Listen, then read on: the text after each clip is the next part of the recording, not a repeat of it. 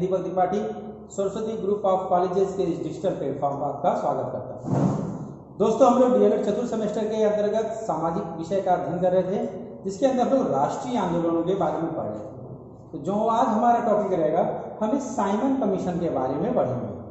Simon commission क्यों आता है भारत में, ठीक है, इसके प्रमुख उद्देश्य क्या होते हैं, इन सब के बारे में हम लोग डिटेल में पढ़ेंगे। तो आज हमारा जो उद्देश्य होगा, जो आज क्लास में हम सीखेंगे, आज के क्लास में, ठीक है, ये किसके किसके बारे में सीखेंगे। ये हम साइमन कमीशन गठित क्यों किया गया, क्या कारण थे इसको गठित करने के लिए, साइमन कमीशन भारत आगमन आने के कारण यहाँ पर क्या क्या प्रतिक्रियाएं होती हैं यहाँ पर भारतीयों के द्वारा, और तीसरा हो गया साइमन कमीशन ने प्रमुख सिफारिशें कौन सी की थी। इन सभी चीजों महत्वपूर्ण तथ्यों का हम लोग अध्ययन आज करेंगे। सबसे पहले क्यों साइमन कमीशन आया था, इसके बारे में हमको जानना बहुत जरूरी है, ठीक है। तो इसके आने के पीछे कारण क्या है। तो दोस्तों, ऐसा नहीं है कि डायरेक्ट ब्रिटिश सरकार ने चाहा एक कमीशन बना दिया, भारत में भेज दिया, ठीक है, ऐसा कुछ नहीं था। इसकी शुरुआत हो जाती है 1919 से। अब 1919 में हुआ क्या था, तो हम देखते हैं कि 1919 में, ठीक है, का अधिनियम आया था। वो अधिनियम किसके तहत था, मॉन्टेस्क्यू और चेम्सफोर्ड, इसको अधिनियम भी कहा जाता है, या मॉन्टेस्क्यू और चेम्सफोर्ड सुधार भी कहा जाता है। इसमें एक प्रावधान था, 1919 के अधिनियम में एक प्रावधान था कि 10 साल बाद भारत में जो भी संवैधानिक या सुधार हुए हैं, या इस अधिनियम 1900 अधिनियम के द्वारा जो भी सुधार किए गए हैं, चाहे शासन स्तर पर हो, चाहे सरकार के स्तर पर हो, चाहे द्वैध शासन के स्तर पर हो, कोई भी सुधार जो लागू गए हैं, या उत्तरदायी शासन, भारत को उत्तरदायी सरकार देने के व्यवस्था के क्रम में आगे बढ़े, तो उसके आकलन के लिए उसके अब तक क्या सुधार हुआ है कि नहीं हुआ है, ठीक है, प्रांतों में सरकारें ठीक से काम कर रही हैं कि नहीं काम कर रही हैं, उत्तरदायी शासन के लिए भारतीयों को कौन कौन से अधिकार मिलने चाहिए, शिक्षा के संबंध में कितना विकास हुआ है, इन सब तथ्यों की जांच के लिए और आगे की फर्दर रणनीति तय करने के लिए नियम था कि 10 साल बाद क्या हो, एक आयोग गठित। लेकिन ठीक है, तो 1919 है, 1919 के बाद 10 साल में अगर आयोग बनना था, तो इसका मतलब क्या हो गया, देखिए 1919 है, इसमें 10 साल जोड़ दीजिए, 10 साल जोड़ने में कितना हो गया, तारीख 1929। अब 1929 के बाद अर्थात आपका आयोग कितने में बनना था, 30 में बनना था, और 30 में ये गठित किया था, और 21-32 में ये क्या आता, भारत में विजिट करने के लिए आता, निरीक्षण करने के लिए आता। लेकिन क्या कारण था जिसके कारण ये पहले ही भेज दिया गया। हम देखते हैं कि 3-4 साल पहले ही भेज दिया जा रहा है। 1929 में गठन होना था, तो गठित हो जा रहा 27 में ही। इसके पीछे कई रीजन था। पहला, भारतीय लगातार मांग कर रहे थे। हम देखते हैं कि पिछली कक्षा में हमने देखा था कि 1926 में चुनाव होता है भारत में, ठीक है। इससे पहले स्वराज दल जो था वो डिमांड करता है कि आप क्या कीजिए, सुधारों के आकलन के लिए द्वैध शासन के ठीक से काम कर रहा है कि नहीं कर रहा है, 1919 का अधिनियम ठीक से वर्क किया जा रहा है कि नहीं किया जा रहा है, उसके प्रावधान ठीक से लागू हो रहे हैं कि नहीं लागू हो रहे हैं, उसके लिए क्या कीजिए, एक कमेटी का गठन करके, एक कमीशन का गठन करके भारत में भेजिए। उसी समय इंग्लैंड में चुनाव होने वाला था 1929 का, ठीक है। अब इंग्लैंड में जो चुनाव हो रहा था, सत्ताधारी जो पार्टी था उसको ये लगने लगा कि वो चुनाव में हार सकता है, ठीक है, और विपक्षी पार्टी जो था, वो लेबर पार्टी जिसको हम कहेंगे, वो जीत सकता है। और जैसे विपक्षी पार्टी लेबर पार्टी जीतेगा तो सत्ता में कौन आ जाएगा, लेबर पार्टी के लोग। और लेबर पार्टी की सहानुभूति किसके प्रति थी, भारतीयों के प्रति सहानुभूति थी। तब इनको सत्तारूढ़ दल को ये लगने लगता है कि अगर हमने देर कर दिया कमेटी बना करके भेजने में, कमीशन बना कर भेजने में, तो अगर अगली सरकार आएगी तो वो अपने मन माफिक तरीकों से भारतीयों को अधिकार दे सके। तो उसको देखते हुए उन्होंने डिसाइड किया कि चुनाव से पहले ही हम क्या करेंगे, एक कमीशन बना करके भारत में सुधारों के जांच के लिए और आगे कौन कौन से सुधार होने चाहिए उसके लिए कमेटी बना करके भारत में भेज देंगे, ठीक है। अब देखते हैं कि स्वराज दल जो कांग्रेस से नया ग्रुप था, इन सबको देखते हुए क्या किया गया, एक कमेटी का गठन हुआ, और वही कमेटी क्या कहलाया, साइमन कमीशन कहलाता है। अब साइमन कमीशन का गठन हो गया, ठीक है। कुछ महत्वपूर्ण तथ्य, इसका ओरिजिनल नाम क्या था, इसका ओरिजिनल था भारतीय विधिक आयोग, ठीक है। साइमन क्यों पड़ा, क्योंकि जो इसके अध्यक्ष थे अध्यक्ष का नाम क्या था? George Simon. और उन्हीं के नाम के आधार पर भारतीय में क्या हुआ? ये साइमन कमीशन के नाम पर प्रसिद्ध हुई। ठीक है, इसका गठन करने का राय किसने दिया था? मशवरा, सुझाव किसने दिया था? तो हम देखते हैं कि उस समय भारत में जो वायसराय रहते हैं वो रहते हैं लॉर्ड इरविन। तो लॉर्ड इरविन जब ये सारा डिमांड होने लगता है, केंद्रीय व्यवस्थापिका में डिमांड होता है, ठीक है, प्रांतीय व्यवस्थापिकाओं में डिमांड होता है, तब ये निर्णय लेते हैं कि क्या करना चाहिए, ये वो जो कमेटी है जो आने वाला था 10 साल बाद, उसको हम पहले ही बुला लेते हैं। ठीक है, तो इनके कहने पर वो कमेटी रखते हैं। इन्होंने इस कमेटी के गठन का आदेश कब दिया? घोषणा किया कि एक कमेटी बनेगी जो भारत में आएगी। तो तारीख है गठन की, 8 नवंबर 1927 ईस्वी को। तो 27 को गठन हुआ। इस कमेटी के अध्यक्ष कौन थे? इस कमेटी के अध्यक्ष थे सर जॉन साइमन। अब सबसे दिलचस्प बात है, ये सभी के सभी जितने भी इसके मेंबर थे, टोटल मेंबर देखिए इसमें कितने हैं? एक ये हो गए, टोटल सदस्यों की संख्या इसको जोड़ के कितने हो गए? 7। ये भारत कब आता है? भारत आता है 3 फरवरी 1928 को। ये क्या हुआ? 8 नवंबर 1927 को गठित हुआ और 3 फरवरी 1928 को क्या हुआ? ये भारत में आ गया। आने के बाद इनका पुरजोर विरोध होने लगा, क्योंकि इसके जितने भी मेंबर थे सभी क्या थे? श्वेत थे, सभी अंग्रेज थे, और भारतीयों के बारे में निर्णय लेना है। लेकिन अध्यक्ष कौन? सारे के सारे मेंबर कौन है? सारे अंग्रेज हैं, कोई भी एक भारतीय नहीं। इसके कारण लेकर के इसका विरोध होने लगता है और भारतीय इतिहास में इसको श्वेत कमीशन, मतलब गोरों का कमीशन के नाम से जाना जाता है। साइमन कमीशन, जो इनके अध्यक्ष थे उनके नाम के आधार पर क्या होता है? इसको साइमन कमीशन कहा जाता है। अब विस्तार से थोड़ा इस कमीशन के बारे में देखते हैं। ठीक है, अंग्रेज इसमें टोटल क्या थे? ये सभी के सभी क्या थे? ब्रिटिश संसद के सदस्य थे। पहला चीज, साइमन कमीशन में जितने भी सदस्य थे वो सभी क्या थे? ब्रिटिश संसद से संबंधित थे। इसीलिए अंग्रेजों ने यह तर्क दिया कि भाई हमने एक संसदीय कमेटी बनाई है, और उस संसदीय कमेटी में जो कि ब्रिटेन के संसद के प्रति वो उत्तरदायी है, ठीक है, तो जाहिर सी बात है ब्रिटेन के संसद से ही लेगी, हाउस ऑफ लॉर्ड से लेगी या हाउस ऑफ कॉमन से लेगी। चूंकि वहां पर सभी अंग्रेज हैं, इसीलिए हमने क्या किया? अंग्रेजों को ही इसका मेंबर बनाया। तो 7 सदस्यों को सम्मिलित किया गया। अध्यक्ष कौन बनते हैं? अध्यक्ष बनते हैं हाउस ऑफ कॉमन्स में लिबरल पार्टी के सदस्य रहते हैं, उनका नाम था जॉर्ज साइमन। उनको क्या किया गया? अध्यक्ष बनाया गया। 2 सदस्य कहां से लिए गए? हाउस ऑफ लॉर्ड से 2 सदस्य लिए गए। और किस दल के लिए गए? ब्रिटेन में हम देखेंगे 3 दलों का नाम आ रहा है। कौन कौन सा? एक लिबरल, एक कंजर्वेटिव और एक क्या है?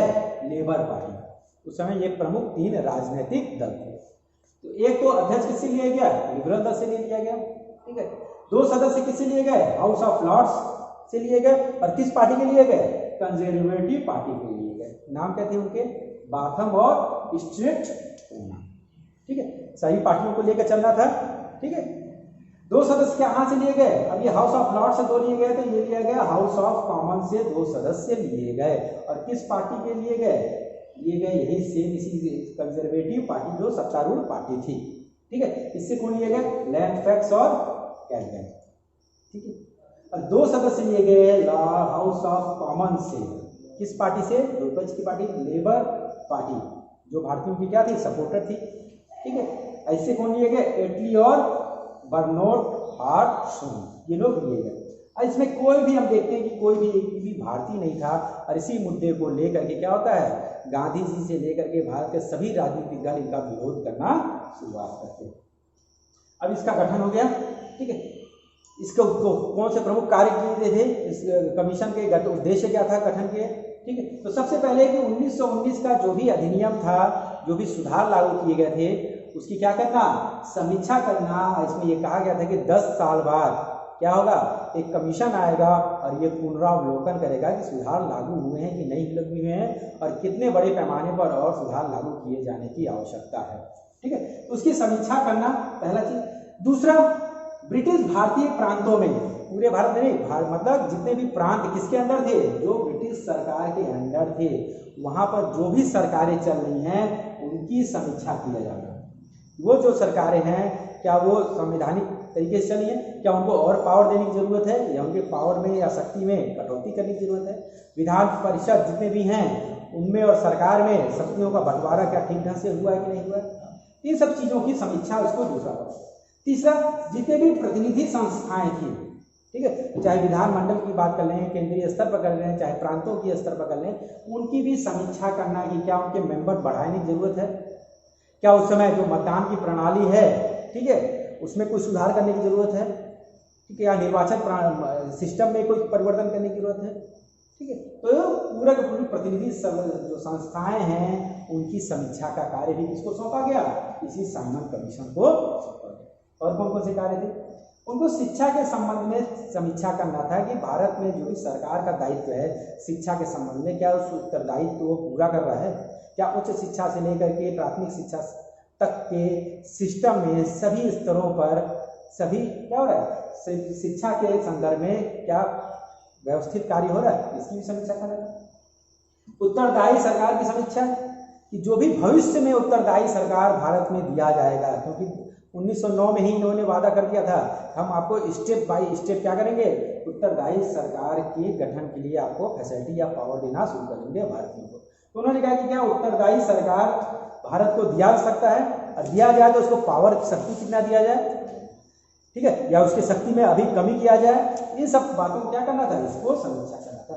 और भविष्य में भारत में क्या प्रशासनिक सुधार लागू किए जाएं कि नहीं किया जाए, इसके बारे में क्या करना, सुझाव देना। ये प्रमुख इस साइमन कमीशन का उद्देश्य है।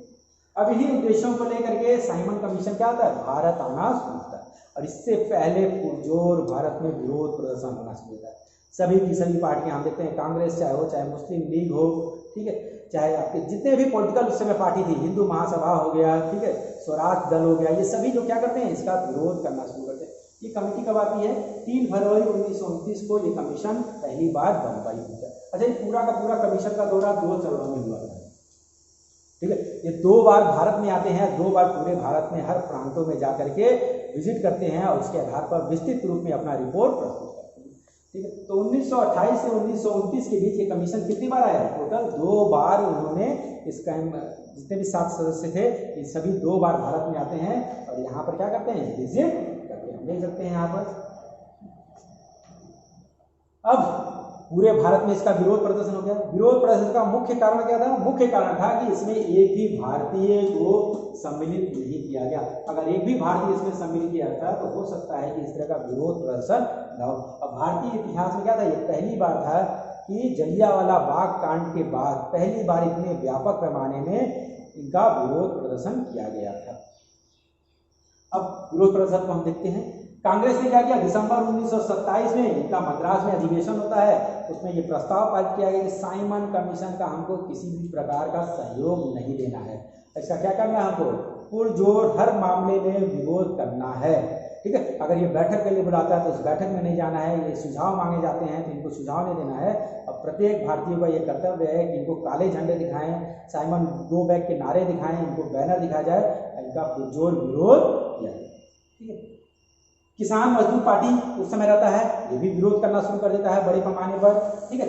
देखते ही एक सब पॉलिटिकल पार्टी है, उस समय केवल कांग्रेस नहीं था, अनेक पॉलिटिकल पार्टी थी उस समय भारत में। कौन कौन सी पॉलिटिकल पार्टी जो विरोध करती हैं, ये प्रमुख पॉलिटिकल पार्टी, ठीक है। लिबरल फेडरेशन एक पार्टी था, ये भी विरोध प्रदर्शन में आ जाती है, ठीक है। हिंदू महासभा, हमने पढ़ा था कि स्वराज दल से अलग होकर के लाला लाजपत राय और मदन मोहन मालवीय ने क्या किया था, एक नया पार्टी बनाया था, ठीक है, ये भी विरोध करने लगते हैं।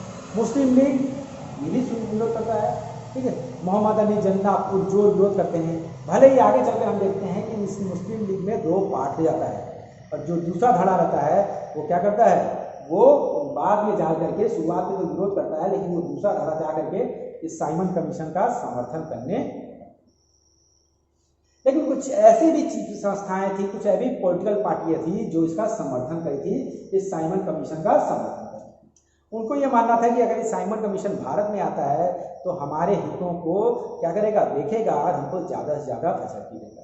जैसे पंजाब में देखें और दक्षिण भारत मद्रास में स्पेशली, ठीक है, हम देखते हैं कि स्वराज पार्टी जब लड़ता है तो इन्हीं 2 जगहों पर उसको पर्याप्त रूप में बहुमत भी नहीं मिला था, ठीक है, क्योंकि इन दोनों जगह पर क्या था, जाति था या जमींदार था, व्यवस्था ज़्यादा स्ट्रांग था, ठीक है, यहाँ पर सांप्रदायिक जो था वो ज़्यादा था। तो पंजाब की जो पार्टी थी यूनियनिस्ट पार्टी और दक्षिण भारत में मद्रास की जो प्रमुख पार्टी थी जस्टिस पार्टी, ये दोनों क्या करते हैं, इस कमीशन का स्वागत करते हैं। अच्छा एक चीज और, आपको डॉक्टर भीमराव अंबेडकर ये भी क्या करते हैं, इस कमेटी का क्या करते हैं, समर्थन करते हैं। और उनके लगता है कि हरिजनों के उत्थान के लिए उनको ज़्यादा से ज़्यादा फैसिलिटी देने के लिए हमको इस कमेटी के सामने अपनी बातें रखना चाहिए। अब बम्बई का जो इनका कमेटी बनता है, बहुत पूर्ण चीज़ है कि डॉक्टर भीमराव अंबेडकर उसके सदस्य भी बनते हैं। जब कांग्रेस पार्टी पूरा विरोध प्रदर्शन कर रही है, सभी पॉलिटिकल पार्टियां विरोध कर रही हैं, तो ऐसे कंडीशन में डॉक्टर भीमराव अंबेडकर दलितों की बातों को रखने के लिए, सरकार के समक्ष उनको और ज़्यादा फैसिलिटी दिलाने के लिए डॉक्टर भीमराव अंबेडकर मंजूर करते कि वो साइमन कमीशन का क्या करेंगे, सहयोग। तो इस प्रकार हम देख रहे हैं पूरा साइमन कमीशन का विरोध होना शुरुआत हो गया। शुरुआत में भारतीय कमीशन की मांग करते हैं, लेकिन जब एक भी भारतीय को नहीं रखा जाता है तो भारतीयों को ये लगता है कि देखिए हमारे आत्मसम्मान पर ये ठोकर है, अंग्रेज हमको इस लायक नहीं समझ रहे हैं कि हमको अपने सुधारों के लिए एक कमीशन बनाए, जो बना रहे हैं उसमें हमको किसी भी एक पर्सन को इसमें रखने लायक भी नहीं समझ रहे हैं। तो हमारी योग्यता पर, हमारे क्या कह सकते हैं, हमारे बिहेवियर पर, हमारे ज्ञान पर यह सीधा प्रहार है। और इसको लेकर ये पूरे की पूरे लोग क्या कर रहे हैं, विरोध प्रदर्शन कर रहे हैं। अब इनका विरोध प्रदर्शन भारत में फैलना शुरू होता है। देख रहे हैं ये साइमन गो बैक का इस तरह का नारा लगना शुरू होता है। यहाँ पर काले झंडे दिखाए जाते हैं। साइमन कमीशन जहाँ जहाँ जाता है, जिन जिन नगरों में जाता है, वहाँ पर क्या होते हैं, इस तरह के काले झंडे दिखाने शुरू हो जाते हैं। तो देखते हैं भारत में मुख्यतः इनका विरोध प्रदर्शन कहाँ हुआ। सबसे पहले हमने पढ़ा बम्बई में पहुँचे थे ये लोग। तो बम्बई में से आह्वान किया गया कि पूरे क्या हुआ, हड़ताल हो जाए। और जिस दिन बम्बई पहुँचते हैं उस दिन बम्बई तो छोड़िए, पूरे भारत में विरोध प्रदर्शन होता है और देशव्यापी हड़ताल होता है। दुकानें बंद जाती हैं, लोग स्कूलों को बंद कर देते हैं, सड़कों पर आते हैं, काले झंडे लेकर के इनका विरोध प्रदर्शन करना। फिर ये साइमन कमीशन कहाँ पहुँचता है, हम देख रहे हैं दिल्ली पहुँच रहा है। तो दिल्ली में भाई जो मेन सेंटर है, राजधानी है, केंद्रीय विधानसभा या विधानमंडल जो था, वहाँ के जो भारतीय सदस्य रहते हैं, हम कहते हैं कि हम उनका स्वागत करने नहीं जाएंगे। ठीक है, तो सबसे बड़ा विरोध प्रदर्शन, काले झंडा जनता तो दिखाई रहा है, प्लस जो चुने हुए प्रतिनिधि हैं ये लोग भी क्या कर रहे हैं, विरोध प्रदर्शन के फलस्वरूप इस साइमन कमीशन जिसको भेजा गया था ब्रिटेन सरकार के द्वारा, शाही फरमान के द्वारा भेजा गया था, उनका स्वागत करने से विरोध के प्रदर्शन केंद्रीय विधानसभा के भारतीय सदस्यों ने इसको मना कर दिया। बहुत बड़ा विरोध प्रदर्शन। मद्रास जा रहे हैं, मद्रास में भीषण प्रदर्शन होता है और प्रदर्शनकारियों को इतर करने के लिए उन पर गोली और लाठीचार्ज भी चलाया जाता है। लाहौर पहुंच गए। लाहौर में उस समय थे लाला लाजपत राय के नेतृत्व में बहुत बड़ा विरोध प्रदर्शन होता है। उसी में हम देखते हैं कि लाठीबाजी में उनके सर पर एक लाठी लगता है और उसी के कुछ दिनों बाद उनकी मृत्यु हो जाती है। जिसका बदला कौन लेते हैं, इसका बदला भगत सिंह आगे चल करके लेते हैं। ठीक है, तो लाला लाजपत राय पूरे विरोध प्रदर्शन का नेतृत्व कर रहे थे। ठीक है, लखनऊ पहुंचते हैं। तो लखनऊ में पंडित गोविंद बल्लभ पंत और पंडित जवाहरलाल नेहरू के नेतृत्व में एक प्रदर्शन आयोजित किया जाता है, जनसभा आयोजित किया जाता है, उनको काले झंडे दिखाए जाते हैं। तो हर जगह मतलब जहाँ जहाँ जा रहे हैं विरोध प्रदर्शन होने लग रहा है। ठीक है, डॉक्टर अम्बेडकर, लेकिन जो अभी बताया कि डॉक्टर भीमराव अम्बेडकर ने क्या किया, इनको बहुजन हितों के लिए या हम सकते हैं दलित वर्ग के हितों के लिए इन्होंने क्या किया, सहयोग देने का दिया। और बम्बई में जो कमेटी बनाई गई थी इसके सहयोग के लिए, उसके ये मेंबर बन जाते। विरोध प्रदर्शन होता रहा, साइमन कमीशन विजिट करता रहा, एक बार विजिट किया, फिर दोबारा विजिट किया और उस विजिट के आधार पर उसने अपना एक रिपोर्ट प्रस्तुत किया। ठीक है, अब देखिए उस रिपोर्ट में बातें क्या क्या कही गई थी। ठीक है, तो रिपोर्ट में सिफारिशें, मई 1930 में ये सिफारिशें दिखाई गई और इसमें प्रमुख बातें क्या थी। ठीक है, सबसे पहले प्रांतों के बारे में कहा गया कि प्रांतों में द्वैत शासन प्रणाली समाप्ति, और द्वैत शासन प्रणाली है इसमें क्या है, बहुत ज़्यादा कंफ्यूजिंग है। ठीक है, पावर बहुत ज़्यादा एक व्यक्ति के हाथों में दे दिया गया है। ठीक है, उसका गवर्नर जनरल को लेकर के और व्यवस्थापिका को लेकर आपस में सामंजस्य नहीं हो रहा है। ठीक है, तो उसकी समाप्ति की और प्रांतीय स्वायत्तता की स्थापना की उन्होंने बात की। प्रमुख चीज़ें क्या थी उसमें, उन्होंने कहा कि 1919 अधिनियम के द्वारा स्थापित प्रांतों में, मतलब जो प्रांत किसके द्वारा स्थापित हुए थे, 1919 के अधिनियम के द्वारा जो स्थापित हुए थे, वहां पर क्या करना चाहिए, सभी जगह नहीं, वहां पर द्वैत शासन को समाप्त कर देना चाहिए। उससे पहले स्थापित प्रांतों, ठीक है, तो सिस्टम के द्वारा जहां जहां द्वैत शासन स्थापित था वहां पर क्या करना चाहिए, इसको सिस्टम को समाप्त कर दिया जाए और प्रांतों को क्या किया जाए, ज्यादा से ज्यादा स्वायत्तता दी जाए। दूसरा उन्होंने कहा कि प्रांतों का जो शासन है स्वायत्तता कैसे मिलेगा, तो जो वहां के मंत्री हैं वहां को उनका शासन वहां पर मंत्रियों को सौंप दिया जाए और मंत्रियों को किसके प्रति उत्तरदायी बनाया जाए? मंत्रियों को उत्तरदायी बनाया जाए प्रांतीय विधान मंडल के प्रति। ठीक है, उनको स्वेच्छाचारी नहीं भेजा जाए, वो किसके प्रति रिस्पॉन्सिबल? इस संसद के प्रति, इस प्रांतीय विधान मंडल के प्रति क्या वो रिस्पॉन्सिबल। ठीक है, लेकिन जो प्रांतों के गवर्नर हैं उनको भी क्या हो जाए? कुछ कुछ विशेषाधिकार दिया जाए। ठीक है, और आवश्यकता वो क्या करे? मंत्रियों के निर्णय की उपेक्षा कर दे। मतलब घूम फिर के फिर वही पुराना बात, एक तो आप पहले भी यही था, गवर्नर जनरल लोग क्या करते थे? व्यवस्थापिका के जो भी निर्णय होते थे उसको पलट देते थे। तो पावर तो देने की बात कर रही है, लेकिन आखिर में क्या कर दे रहा है कि कुछ पावर इनको भी दे दिया जाए, गवर्नर जनरल को भी। अगला ये क्या कर रहा है? मताधिकार के बारे में क्या कर रहा है? मताधिकार के बारे में कर रहा है कि मताधिकार का जो अधिकार है उसको कुछ बढ़ाया जाए। ठीक है, सबसे पहले शुरुआत में क्या था? 1926 तक केवल भारत की जनसंख्या के 3% लोगों को अधिकार प्राप्त था, उसको बढ़ा के अब कितना कर दिया जाए? 10% कर दिया जाए। मतलब उस जो कैटेगरी है मताधिकार की उसमें और इंक्रीज किया जाए और प्रांतों की विधानसभाओं का विस्तार किया जाए। ठीक है, उनमें सदस्य संख्या बढ़ाया जाए और सदस्यों का निर्वाचन प्रत्यक्ष रूप से किया जाना चाहिए। ठीक है, मतलब चुनाव के द्वारा इन सदस्यों का क्या होना चाहिए? ज्यादा से ज्यादा संयम होना चाहिए। अगला देखते हैं हम लोग। ठीक है, संघ की स्थापना के बारे में, वो तो प्रांत के बारे में हो गया, निर्वाचन के बारे में हो गया। संघ मतलब केंद्र के बारे में क्या कर रहा है? भारत के लिए एक संघ शासन की स्थापना की चाहिए।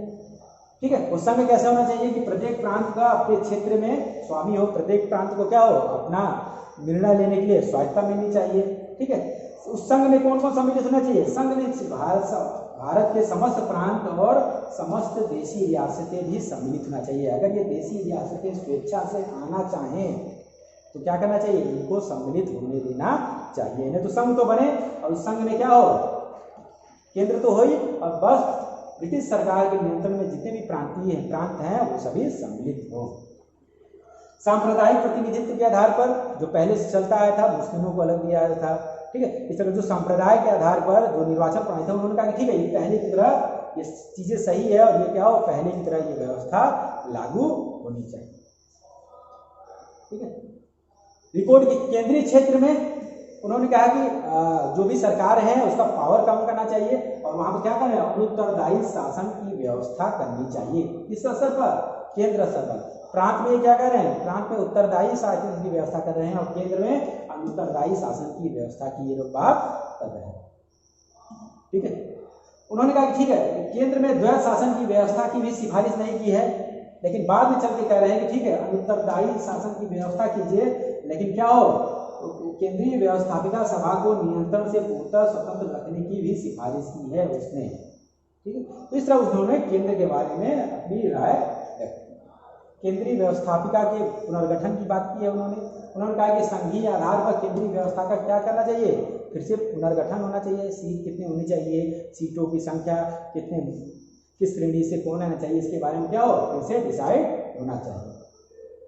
और भविष्य में कुछ अगर प्रांत के प्रतिनिधि इसमें सम्मिलित होना चाहें तो उस पर भी क्या होना चाहिए? डिस्कशन आपको कर लेना चाहिए। इस रिपोर्ट में बात है। उन्होंने कहा कि जितने भी देशी रियासतों के प्रतिनिधि अगर इसमें शामिल होना चाहें, अगर वो स्वेच्छा से तैयार हो तो उनको भी क्या करना चाहिए? इस केंद्रीय व्यवस्थापिका में जगह देना चाहिए। ठीक है, तो हमको अपने प्रांतों से नहीं, इसके कि 6 या 7 या 8 जो मुख्य हमारे प्रांत हैं उनसे नहीं, देशी रियासतें जो छोटी छोटी हैं अगर वो भी अपने मेंबर भेजना चाहें तो उनको एक्सेप्ट करना चाहिए।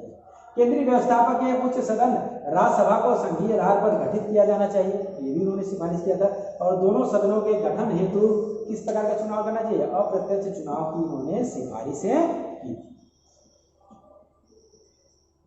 अब देखिए, और उन्होंने क्या किया? उन्होंने 72 भारतीय परिषद की स्थापना की भी सिफारिश की। उन्होंने कहा कि भारतीय संघ की स्थापना के पूर्व भारत में एक बृहद भारतीय परिषद की स्थापना होनी चाहिए। ठीक है, हम भारतीय संघ ये बना रहे हैं, इससे पहले हमको एक ऐसी सब कमेटी चाहिए जो सब में क्या हो? समन्वय स्थापित कर सके और इसके लिए भारतीय परिषद की स्थापना होनी चाहिए। ठीक है, इसमें मेंबर कौन रहेंगे? इसमें ब्रिटिश भारत के प्रांत के सदस्य रहेंगे और देशी रियासत के प्रतिनिधि इसमें सम्मिलित होंगे इस परिषद में, और इन्हीं के मंत्रणा के बाद क्या होगा? भारतीय संघ का गठन होगा।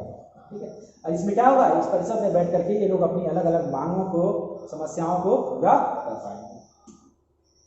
और अन्य सिफारिशें उन्होंने प्रमुख सिफारिशें की थी, क्या की थी? उन्होंने कहा कि भारत मंत्री को परामर्श देने के लिए भारत परिषद नियम बात किए हैं, ठीक है, उसको कायम रखा जाए, लेकिन उसकी शक्ति में क्या कर दिया जाए, कुछ कमी कर दिया जाए। उन्होंने कहा कि भारत के सेनाकरण भारतीयकरण बहुत जरूरी है। हम देख चुके हैं, इससे पहले स्टेट कमेटी भी बना था, ठीक है, इसी भारतीयकरण के लिए। उन्होंने कहा कि भारतीय सेना में ज़्यादा से ज़्यादा भारतीय सैनिक होने चाहिए। उन्होंने कहा कि बर्मा को क्या किए, भारत से अलग कर दीजिए, और सिंध को किससे अलग कर दीजिए, बम्बई प्रांत से अलग कर दीजिए। और इस प्रकार क्या हो गया, दो प्रदेश ने, उड़ीसा और सिंध, क्या हो गया, अलग दो प्रदेश आप बना दीजिए। उन्होंने कहा कि उत्तर पश्चिम सीमा के जितने भी प्रांत हैं उनमें अभी प्रांतीय स्वशासन की व्यवस्था नहीं देनी चाहिए, क्योंकि अभी वो इतने मैच्योर नहीं हुए हैं कि अपना शासन वो क्या करें, खुद ब खुद संभाल लें। इनको इस उत्तर पश्चिम सीमा के प्रांतों को छोड़ करके बाकी जितने भी ब्रिटिश प्रांत हैं उनको स्वशासन की व्यवस्था दी थी। उन्होंने कहा कि प्रति 10 वर्ष बाद जो जांच कमेटी हम लोग भेजते हैं उसको भेजने की जरूरत नहीं है, और सिस्टम ऐसा बने कि क्या हो, ठीक है, अपने आप क्या हो, नवीन संविधान स्वयं को विकसित होने की, जो नया संविधान बने वो खुद में खुद अपने में चेंजेस करते रहे, कि पर्टिकुलर कोई कमेटी गठित ना करके या कमीशन गठित करके ना भेजा जाए, वो फिर से समीक्षा करे और फिर से सिफारिशें, उसके सिफारिशों के आधार पर कुछ चेंजेस किए जाए। उन्होंने कहा कि उच्च न्यायालय जो है उसको किसके नियंत्रण में रख दिया जाए, उसको स्वतंत्र न रख करके भारत सरकार के नियंत्रण में रख दीजिए। उन्होंने कहा कि गवर्नर जनरल और जनरल को क्या करना चाहिए, अल्पसंख्यक जातियों के हितों को भी विशेष ध्यान रखना चाहिए, और नियम कानून बनाते समय इसका स्पेशल ध्यान रखना चाहिए कि उनको भी फायदा हो, अल्पसंख्यक जातियों को भी क्या हो, ज़्यादा से ज़्यादा फायदा हो, जो भीमराव अम्बेडकर जी बाद में मुस्लिम लीग जिसका डिमांड करता है। ये इनके प्रमुख कुछ डिमांड हैं। अब देखते हैं कि इसके भले ही आगे चल करके डिमांड भारतीयों ने एक्सेप्ट नहीं किया, उसको रिजेक्ट कर दिया, लेकिन इससे एक फायदा होता है भारत के राजनीति में। कौन सा फायदा है कि उसने जितने भी भारतीय अलग अलग दल थे, मुस्लिम लीग अलग दल है, स्वराज पार्टी अलग दल है, हम देख रहे हैं, ठीक है, कांग्रेस अलग अपना नियम कानून चला रहा है, इन सबको एक साथ ला करके अंग्रेजों को विरोध करने के लिए इन सबके बीच एकजुटता स्थापित किया, और एकजुटता होने पर क्या हो गया, भारत में एक नवीन विचारधारा पैदा हुई, मौलिक राष्ट्रवाद की विचारधारा पैदा हुई, कि अपने ये लोग पूर्ण स्वराज की मांग करने लगे। इससे देखते हैं हम लोग पहले स्वशासन की मांग कर रहे हैं, अब यहाँ से चेंज होकर ये क्या हो रहा है, पूर्ण स्वराज की मांग होना शुरू हो गया है, और सब आर्थिक आधार पर, सामाजिक आधार पर पूर्ण रूप से सुधारों की मांग होना शुरू हुआ। ये टोटल साइमन कमीशन था, जिसके भले भारतीयों ने इसको रिजेक्ट कर लिया, लेकिन हम देखते हैं कि अधिकांशतः जब 1935 का अधिनियम लागू होता है, जिस पर हमारा वर्तमान संविधान बेस है, अधिकांशतः इनकी बातों को, साइमन कमीशन के बातों को ही रिकमेंड किया गया था। आगे चलते हैं, कुछ महत्वपूर्ण क्वेश्चन है, इसको हम लोग देख लेंगे, ठीक है। जैसे साइमन कमीशन की नियुक्ति कब की गई, इसको कमेंट बॉक्स में आप लोग बताएंगे। साइमन कमीशन के अध्यक्ष कौन थे, और साइमन कमीशन के प्रमुख सिफारिशें। इसके बाद अगले क्लास में हम मिलते हैं। आज का क्लास इसी पर समाप्त करते हैं। धन्यवाद।